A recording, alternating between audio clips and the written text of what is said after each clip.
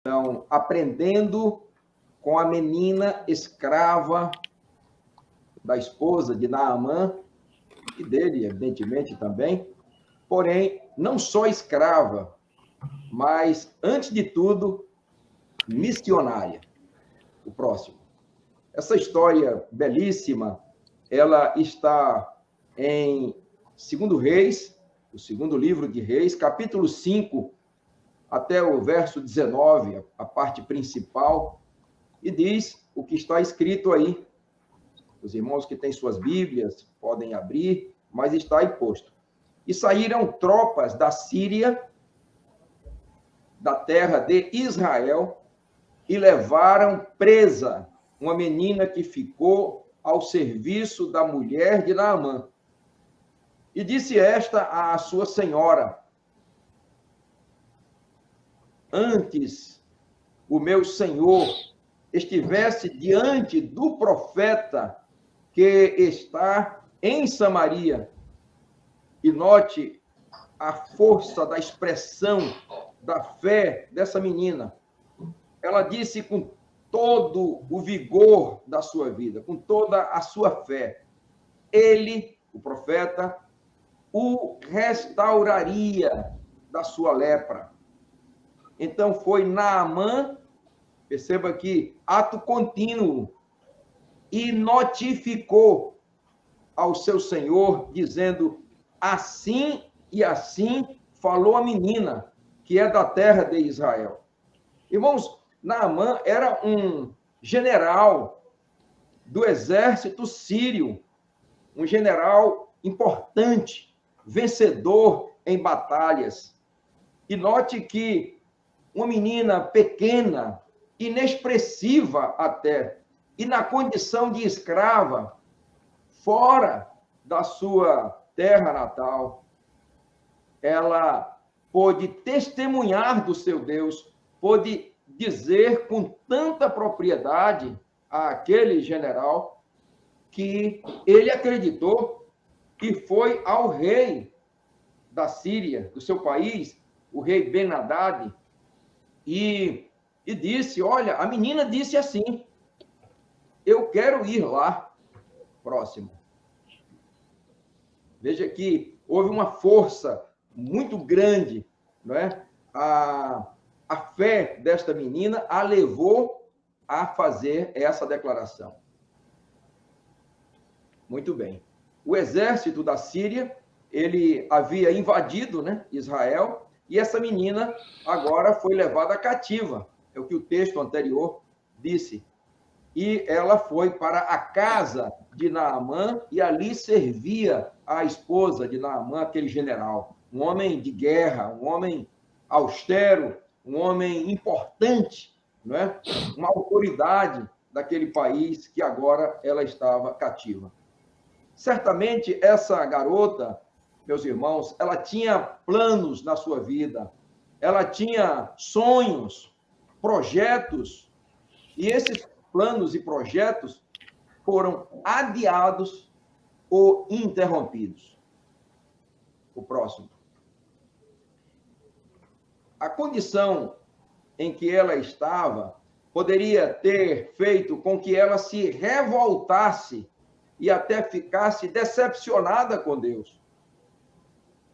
Mas a fé daquela garota estava alicerçada, estava fundamentada em princípios, como uma israelita. Mesmo trabalhando como escrava, a fé daquela menina no Deus de Israel, que jamais foi uma trindade, mas Yahvé, o Todo-Poderoso, ou Jeová, né? Estava inabalável, uma fé que não se movia. Próximo. Vamos analisar 3 condições adversas na vida dessa menina, para que a gente possa se colocar um pouquinho no lugar dela e ver como é que está a nossa vida, não é? E ver o que ela passou ali no exílio, né? Naquele lugar para onde ela foi levada. Primeiro, ela estava longe da sua família. Estava em terra estrangeira. e estava servindo como escrava. Vamos ver agora o significado de cada uma dessas condições que ela estava tendo ali naquele lugar. Longe da família. A gente pode imaginar como é ruim ficar longe dos familiares. É uma situação difícil de ser encarada muitas vezes. E muito pior se a pessoa estiver na condição de cativa, na condição de escrava. Meus irmãos, escravo não tem voz e nem tem vez. Eu creio com pureza de alma que eu não estou falando aqui para ninguém que já esteve escravo de alguém ou em algum lugar. Naquela época era comum isso, e hoje ainda é comum em muitos lugares do mundo. Os pais daquela menina, os irmãos, não estavam mais ali por perto dela. O convívio familiar tinha praticamente deixado de existir. A outra condição em que ela estava era em terra estrangeira. Eu já estive em terra estrangeira, mas para fazer estudos de pós-graduação. Estava com a minha esposa, né, ali na Espanha, passamos um ano estudando. A nossa filha estava lá em Barcelona, nós na Galícia, perto de Portugal. E a gente não tinha parente por ali, nenhum parente. Conhecidos muito poucos. Mas eu estava como um professor da universidade. Eu não estava como um escravo, muito pelo contrário, não é? Eu estava ali, inclusive, mantido pelo governo do estado, pelo meu estado da Bahia. Aquela moça, ali naquela condição de estrangeira, ela era não da Síria, mas ela era descendente de Abraão, herdeira da promessa, mas a sua vida, de um momento para o outro, sem que ela nem imaginasse, foi bruscamente mudada ao ser capturada e passar a viver como uma escrava. Próximo. Ela estava agora servindo como escrava. É muito ruim uma condição dessa. Nós não temos nem como avaliar, porque nunca estivemos numa condição de escravidão. Desde a antiguidade, irmãos, o nome de alguém retrata a importância, o valor, a influência, o prestígio, a autoridade e a responsabilidade da pessoa.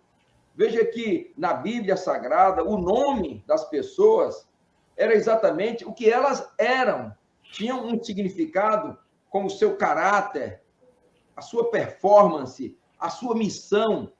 E essa menina que foi levada presa pela tropa de Naamã, do exército sírio, ela não teve o seu nome citado na palavra de Deus, e nem qual era a família dela.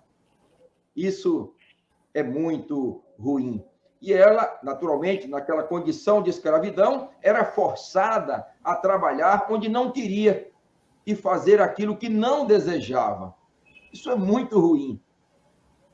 Mas aquela jovem, ela tinha uma grande ousadia santa. E isso nos motiva muito, e isso muito nos impressiona, e é um exemplo para nós, que estamos em liberdade e, às vezes, não pregamos, não somos missionários, ficamos calados, temos medo de pregar. E diante do sofrimento do seu Senhor, ela que agora poderia dizer, muito bom, quero que ele morra, né? Ele não nos capturou, me trouxe para cá como escrava. Não, ela não pensou desse jeito. Diante do sofrimento do seu Senhor, ela se preocupou e agiu. E aí, o que aconteceu em seguida? 3 qualidades que ela tinha para agir como ela agiu. Primeiro, ela estava cheia do amor de Deus. E é disso que nós devemos estar cheios. Note que, em uma condição parecida com essa, Jonas, ele ficou revoltado contra Deus, quando Deus teve misericórdia do povo de Nínive. Ele cria estar Deus sendo injusto em querer salvar aqueles, os considerados inimigos de Israel. Então ele queria ver eles morrerem, porque eram pessoas realmente muito ruins. Os assírios, né, eram pessoas muito más, muito perversas. Mas a menina agiu bem diferente.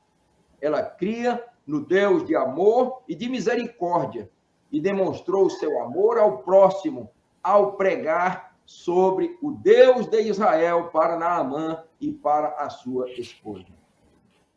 Vamos ver então o que foi que aconteceu. E por que isso aconteceu? Ela era uma menina de fé. E nós também devemos ser pessoas de fé. Embora muito jovem, eu estou falando aqui para alguns que estão participando aqui dessa live. Ela era muito jovem, mostrou quão firme era a sua fé no Senhor. Tinha convicção e certeza de que o Deus de Israel tinha poder para curar a Naamã. E aquela fé que ela tinha foi passada para Naamã. Olha, funciona.